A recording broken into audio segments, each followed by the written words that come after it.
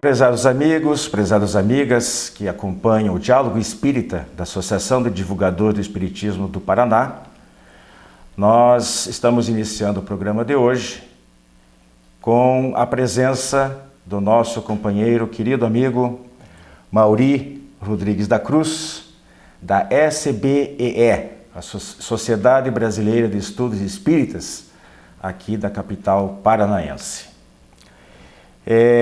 Essa nossa entrevista, em primeiro lugar, nós queremos agradecer muito a sua presença, uma alegria muito grande para nós tê-lo aqui conosco. E, professor, nós temos aqui que apresentar o senhor primeiramente para os nossos telespectadores. Então, o professor Mauri é nascido a 1º de maio de 1940, na cidade de Castro, aqui no Paraná. É solteiro e possui mais de 50 livros publicados, uma lavra de sua própria autoria e livros psicografados. Bacharel em Direito e licenciatura em Ciências Sociais, com pós-graduação em Orientação Educacional e mestre em Educação, professor universitário titular da Universidade Federal do Paraná, tendo sido coordenador de curso e diretor da mesma e também na Faculdade de Direito de Curitiba. Foi diretor do Museu Paranaense de 1987 a 1994. Na seara espírita, fundador da Sociedade Brasileira de Estudos Espíritas, da qual é o atual presidente, do Museu Nacional do Espiritismo e do Lar Escola Dr. Leocádio Correia, instituição mantenedora da Faculdade Dr. Leocádio Correia, FALEC, sediadas aqui em Curitiba. Professor Mauri, a SBE, segundo me consta, completa nesse ano 64 anos de fundação, correto? E além da sua sede aqui em Curitiba, possui mais 13 núcleos espalhados pelo estado e mais 9 fora do estado, Rio Grande do Sul, Minas Gerais, Distrito Federal, etc. Muito bem, eu gostaria que o senhor falasse um pouquinho para nós dos serviços prestados pela SBE e também da inserção desse trabalho no movimento espírita. Nós temos uma concepção crítica do espiritismo em torno de um processo de educação onde a grande significação é civilizar e espiritualizando. Esse processo implica, mais do que nunca, em fazer com que os nossos núcleos espíritas, e particularmente a Sociedade Brasileira de Estudos Espíritas, e os núcleos que nesse momento fazem o mediunato, estejam, em primeiro lugar, absolutamente colocados em captar, não é, fontes para compor o projeto político-pedagógico da sociedade e, consequentemente, do espiritismo que nós vamos desenvolver. Feita esta montagem do projeto político-pedagógico, nós temos o currículo, que para nós representa a vida. E representando vida, nós temos, efetivamente, programas específicos onde o grande significado é priorizar a pessoa humana. Nessa priorização da pessoa humana, nós fazemos toda uma inserção da dimensão dos princípios básicos do Espiritismo, kardecista, seria Deus como fundamento da vida, Cristo como grande mestre, o processo do livre-arbítrio, o processo reencarnatório como um instituto universal e a integração entre os dois polissistemas, o polissistema cultural e o polissistema espiritual. Essa interação é fundamental. Dentro deste conjunto, nós desenvolvemos os nossos trabalhos assistenciais e também fundamentados, quer dizer, a esteira é efetivamente o mediunato. Nós temos um campo com um currículo próprio, onde, durante um período longo, grande parte da SBE são pessoas muito jovens, que frequentam e que vão semanalmente vencer um currículo para que eles possam ir às frentes de trabalho. Isso não implica, evidentemente, em núcleos de formação. Então, nós temos também um núcleo de ensino e pesquisa dentro da Sociedade Brasileira de Estudos Espíritas, que irradiamos para o país inteiro, e temos também para a própria sede nacional, com pessoas especializadas, que é a formação de coordenadores do exercício mediúnico. Nós temos 5.000 exercícios mediúnicos só em Curitiba. Então, nós temos que ter preparo com pessoas, evidentemente, qualificadas para fazer toda a dimensão da obra espiritista. nós somos preocupados, nesse momento, em vencer algumas janelas que são terríveis e que adentraram os centros espíritas. A primeira delas é o dogmatismo, que nós vamos vencer esse dogmatismo, custe o que custar. O segundo é o sacralismo, nós não podemos continuar sacros. Depois o misticismo, que não é possível continuar o misticismo, e nem o esoterismo. Então, esses 4 elementos nós vamos ter que efetivamente romper. Para isso é só através de um currículo. Nessa dimensão de currículo, a gente faz toda uma visão crítica do Espiritismo. Eu lastimo, por exemplo, que companheiros nossos do Espiritismo, nesse momento, não entendam que é impossível continuar afirmando que a obra de Kardec não sofreu, não sofre e não sofrerá o curso da história. O exemplo que eu dou é o problema, por exemplo, que eu não quero citar, mas os senhores devem conhecer, ligado aos negros, e que é preciso imediatamente contextualizar e fazer diferente. Porque se nós não fizermos isso, nós vamos sofrer grandes desajustes para o futuro. Então, nós temos que seguir o curso da história, temos que, nesse momento, entender que o grande processo tecnológico, social, político, econômico e cultural são as nossas portas, estão conosco, nós somos seres humanos, e nessa visão antropológica nós vamos ter que realmente fazer um espiritismo vivo e não requentado. Então a grande situação é vencer nesse momento essa inércia que tomou conta dos centros espíritas e que nós não seguimos a dimensão, por exemplo, de ficar falando, por exemplo, em obsessor, que é uma coisa terrível. Nós abandonamos toda a obra extraordinária de Kardec, todo o processo educativo para, nesse momento, civilizar, espiritualizando, e passamos a dar notícias ao povo que procure o centro espírita. Você está com obsessor, você tem isso, você tem aquilo, e isso não pode continuar. Nós temos necessariamente que romper com isso. Ah, mas Kardec diz que tem espírito. Nós temos o seguinte princípio. Os espíritos, nós estamos na Terra porque nós temos um contrapeso que é o corpo. É como se fosse um copo d'água, um copo cheio de azeite, onde tem rolhas em cima e chumbo embaixo. Quando o espírito faz, evidentemente, a inserção no sentido da Terra, ele prende-se esse chumbo e permanece 40 anos, 50 anos, 60, 100 anos.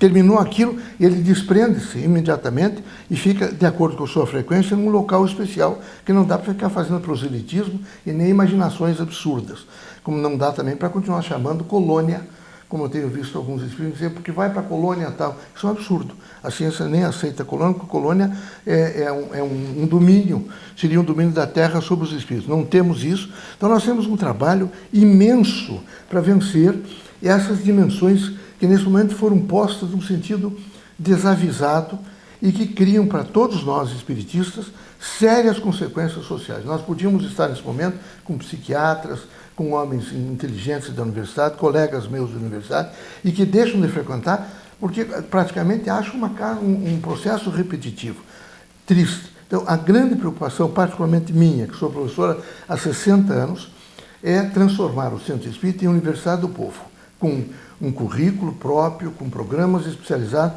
onde o grande sentido é priorizar o ser humano. É fazer com que, nas diversas faixas etárias, num processo classificatório, crianças, adolescentes, jovens, adultos e velhos, sejam atendidos dentro das suas faixas etárias e dentro das suas necessidades, com uma dimensão crítica, sem esses elementos que eu falei, o dogmatismo, o sacralismo, o misticismo e o esoterismo. Isso é preciso eliminar definitivamente das casas espíritas. Então, toda a nossa atividade assistencial, ela está sempre dirigida por essa linha. Perfeito. Eu até gostaria de me estender desses ganchos que o senhor colocou aí, de exemplificação de dogmatismo, de misticismo, de práticas espíritas aí, mas a gente tem outras perguntas que eu julgo no momento não mais importantes, mas necessárias até para a nossa sequência da entrevista. Eu vou colocar no ar para as pessoas aqui a próxima pergunta e daí nós vamos num intervalinho rápido e voltamos a seguir com a sua resposta. Quando foi criada, fundada a FALEC, a Faculdade Espírita Leocádio José Correia, o nome por extenso eu não sei muito bem, algumas pessoas do movimento espírita fizeram um certo tipo de questionamento em relação do porquê de uma faculdade espírita. Então começaram a dizer que talvez estivéssemos caminhando para uma certa elitização e que, afinal de contas, para que espírita agora vai ter que ter diploma, essa coisa toda, então estaríamos fugindo daquele atendimento mais popular, para que esse academicismo todo? Então, é essa pergunta que eu vou colocar para o senhor para responder logo depois do nosso intervalo. Voltamos já.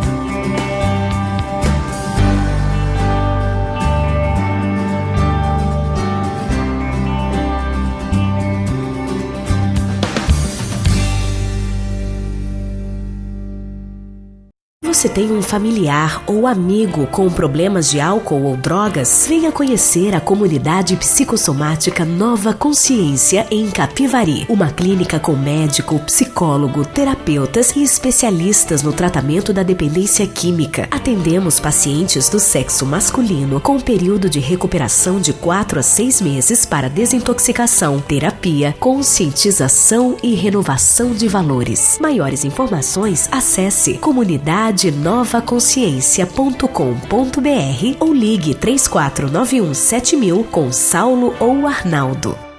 Você que é distribuidor ou administra uma livraria espírita, não pode deixar de conhecer os livros da Editora M de Capivari, São Paulo. São mais de 350 títulos com dezenas de campeões de vendas. Peça o catálogo e dê aos seus clientes a oportunidade de conhecer os excelentes livros da Editora M. Contatos pelo e-mail vendas@editoram.com.br ou telefone DDD 19 3497 7000.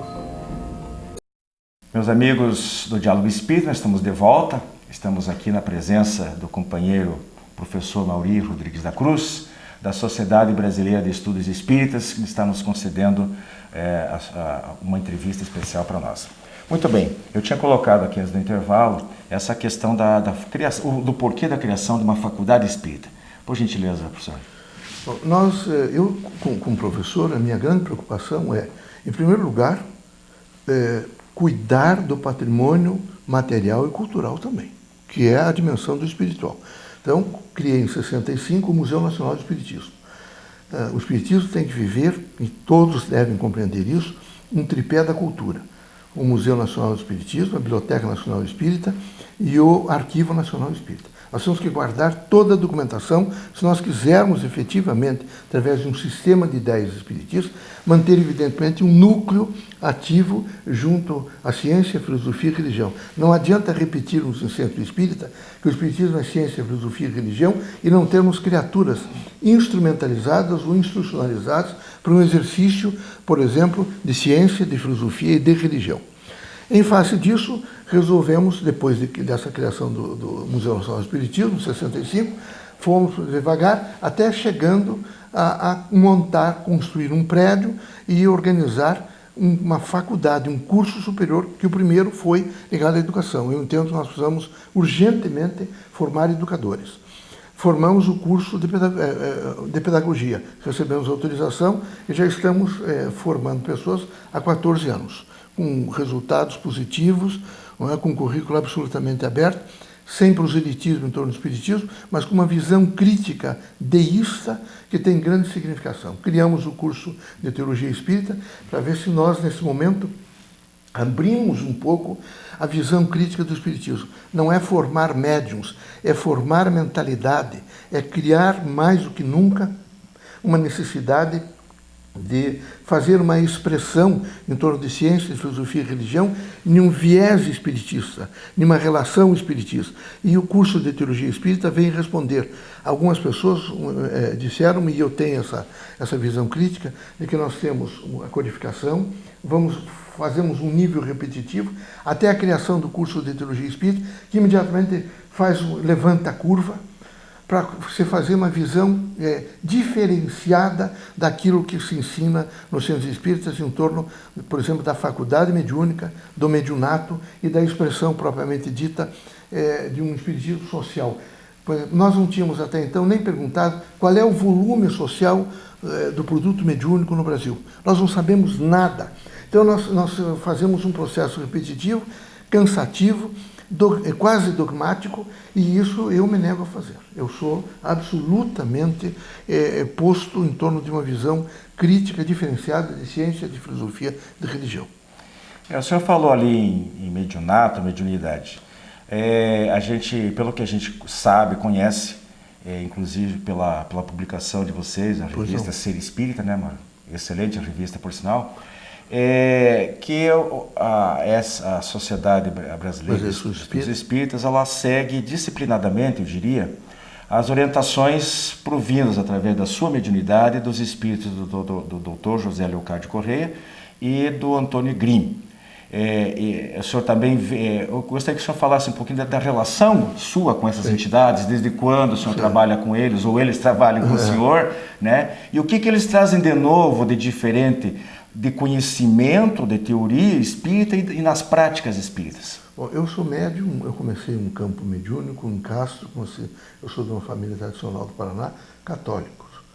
E trouxeram-me a Curitiba, primeiro a São Paulo, Curitiba, e aqui o Dr. Luiz Parigot de Souza ajudou-me e eu fui gradualmente aprendendo. Confesso aos senhores que até aos 9, 10 anos eu não tinha noção nenhuma de espiritismo, eu era simplesmente médium. Chamavam-me sessão e tal, eu ia. Passei a ter vidência a partir, eu já tinha antes, mas não sabia.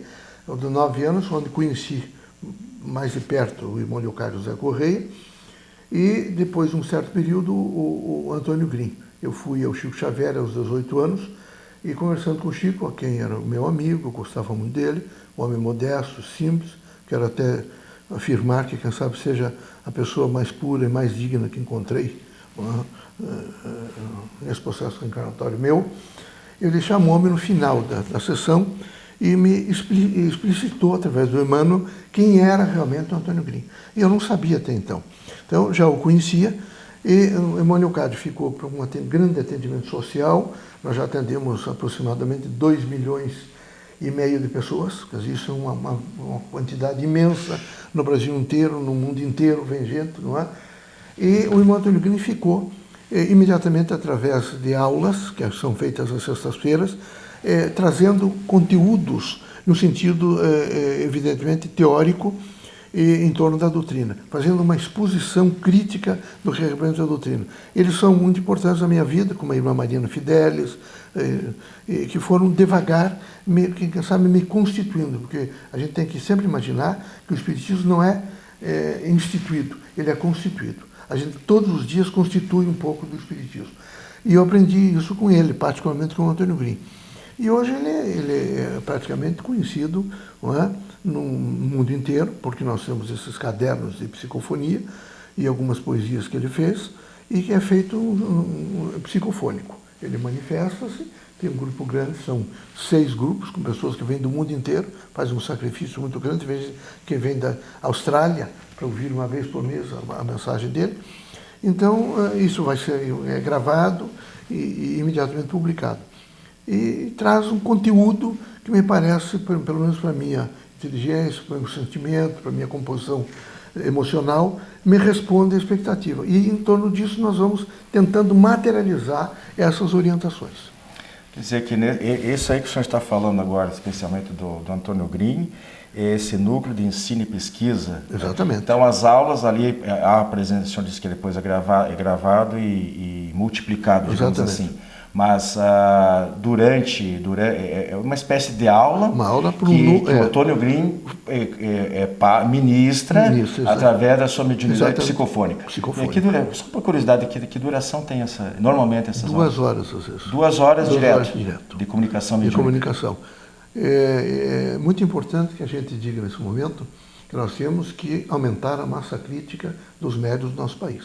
Não é um problema de elitizar, é um problema de alcançar um homem médium diferenciado que possa, nesse momento, responder às expectativas da diversidade brasileira e da diversidade mundial. Nós não podemos continuar analfabetos, incultos, Como é que nós vamos, evidentemente, fazer uma grande transformação, uma verdadeira revolução moral, se nós temos pessoas, evidentemente, que não têm a qualificação adequada para uma dimensão transformativa trazida pela doutrina dos Espíritos ou pelos Espíritos manifestantes. Sim, certo, perfeito. Agora, eu gostaria de me estender um pouquinho mais aí das comunicações do Antônio Grimm. Basicamente, assim, o senhor poderia citar um exemplo de alguma orientação prática, digamos, seja em relação ao nosso movimento, seja a conduta das pessoas, seja a interpretação doutrinária, que ele traz de novo aí, que o senhor possa chegar e dizer assim, olha, essa afirmação do Antônio Grimm é totalmente original do que já se vê por aí. Há desde a enunciação de leis até dimensões diferentes. Por exemplo, uma delas é essa, a repetição não gera igualdade. Nós temos, isso hoje a ciência já admitiu e está trabalhando. Nós temos a síntese, por exemplo, que ele fez, ele compôs uma síntese rápida, Deus como fundamento da vida, Cristo, o livre-arbítrio, o processo encarnatório e a interação entre dois polissistema, o material e o espiritual. Quando ele trabalha a interação dos dois polissistemas, ele diz polissistema cultural. Então nós temos que entender que nós fazemos parte de um polissistema cultural e os espíritos também. E que não há, por exemplo, um absoluto no sentido de uma inconsciência de médium, que o médium ele tem 50% do espírito e 50% do médium. Então, como é que o espírito vai produzir se o médium não está evidentemente qualificado para a produção? Então, isso é uma das orientações. Outra é um sentido aberto que a gente tem que trabalhar nos centros espíritas, onde a grande proposta é fazer com que o indivíduo se autoconheça, se administre melhor e tenha, evidentemente, uma visão crítica, política, social, econômica e cultural. Que a gente não trate especificamente só de uma relação religiosa, que a gente entenda que a relação religiosa é um núcleo de vida e que ela se exponencia em todos os eixos do social. Não é? É um sujeito absolutamente crítico, simples, mas com uma visão fantástica do mundo. Tese que fiz, dissertação de mestrado, concursos públicos, sempre sofri muita influência dele. O senhor tem ideia da identidade dele? Que época que ele viveu? Tanto ele quanto o irmão são os irmãos Grimm. Ele é um dos irmãos, é o Jacob Grimm, não é? Que vem, e isso quem me disse foi o Chico, quando eu estive lá aos 18 anos, o Emmanuel, não é? Lá na SBE, sim, SBE. Tem trabalho de cura? Tem trabalho de cura, mas a gente tem uma certa especificidade para não fazer curandeirismo. A gente não pode competir com medicina. Eu acho que a medicina tem sua função social e nós não podemos abrir portas para dizer que nós vamos fazer essas operações e esse estardalhaço, no sentido, evidentemente, de ficar ouvindo, chamando pessoas para... Não.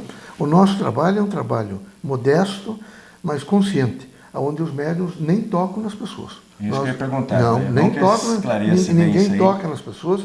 É feito, por exemplo, nós atendemos o campo de ação, através do campo mediúnico, e vivemos em torno de um processo que ele nos trouxe. Que o médium tem que entender que a gente tem um campo elétrico, um momento magnético e uma ordem. Todas as vezes que a gente quiser criar alguma coisa, tem que pensar que quando eu crio uma cadeira, eu crio um campo elétrico, um momento magnético e uma ordem. Todas as coisas vivas e todas as coisas que tem no mundo, não é, estão vinculadas, evidentemente, a informar e comunicar. Elas recolhem informação, informam e comunicam. A mesma coisa é a dimensão, evidentemente, crítica do médium.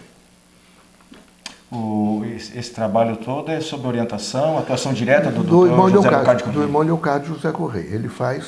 Ele manifesta-se segundas e quartas-feiras. É um número muito grande de pessoas. Eu reduzi agora um pouco para 90 pessoas de Curitiba, ou da região metropolitana, e 10 de fora. Então, 10 às vezes passa, pessoas mas tem passado. Vai a 120, são pessoas que vêm, às vezes, não posso dizer que não vão receber, pessoas de Portugal, da Suíça, dos Estados Unidos. Então, a gente acaba recebendo. Como é que é feito isso? É feito através de câmaras de passe, água fluida, orientações de gabinete, que é muito importante. Nós criamos gabinetes com filósofos e psicólogos que vão ouvir as pessoas, não é para interceder no livre-arbítrio, mas é para tentar ajustá-la a uma dimensão evidentemente de vida. E passam por um hemodiocárdio para receber um sentido daí de cura espiritual, mas sem, evidentemente, nada de misticismo, nada de compulsões que possa impedir que ela vá a médico, dimensioná-la, que ela não faça intervenções, nada disso. Isso é grave risco que a população corre, com pessoas, evidentemente, problema de câncer de mama, que em cada 4 casos, 3 tratados devidamente, a mulher cura. Fica numa expectativa de não fazer isso e acaba indo a óbito por irresponsabilidade de pessoas que não fazem por mal, mas não têm a consciência crítica que não devem fazer isso. Professor, para encerrar, está excelente, eu gostaria de poder me estender aqui mais outro tanto de tempo com o senhor, mas infelizmente a gente tem que cumprir o horário. Para encerrar então, e para os nossos telespectadores, as pessoas interessadas que precisam, para o público, qual é o contato, como é que se... Tem que ir até a Sociedade Brasileira dos Espíritas, muito cedo, porque nós abrimos às 7 horas, das 7 às 9 da manhã. Às 9 horas nós fechamos, evidentemente, porque não dá para abrir, porque ninguém tem condição de ficar atendendo o dia inteiro, todos nós trabalhamos. O endereço lá da... É na rua 29 de junho, 504, na Vila Tingui. O senhor tem algum telefone, e-mail, alguma coisa assim? O telefone, eu não recordo. Bom, depois a gente coloca aí no vídeo, né? Nós lá recebemos mensagens, conversamos, nós temos um corpo médico bom, nós temos hoje 60 médicos. Então nós temos gabinetes médicos, onde essas pessoas vão ser atendidas por médicos e vão receber orientações clínicas, não é? Que é a orientação à saúde. Eu não gosto de independente do tratamento espiritual, os médicos... eles todos passam pelo... pegam, se foi prescrito alguma coisa, eles olham aquilo ali e a receita sai assinada por um médico. Perfeito. Então é um tratamento adequado. Muito bem, sua palavrinha final. A minha palavra final é de que a gente, nesse momento, viva a força do Evangelho de Cristo, seja humilde e que o Espiritismo procure ser integrado. É horrível essa divisão pelos homens em face da doutrina dos Espíritos. A gente precisa integrá-lo a um movimento só. Movimento só onde não haja, de maneira nenhuma, interesses de ordem material. Muito bem. O interesse seja de construção de uma sociedade moderna, pós-moderna, crítica e eu diria assim, com pensamento de ciência, de filosofia e de religião. Muito bem. Nós agradecemos a presença do professor Mauri aqui conosco, que a gente possa, talvez, numa outra oportunidade, recebê-lo novamente. E o nosso Diálogo Espírita de hoje fica por aqui com o nosso muito obrigado pela atenção de vocês e até a próxima.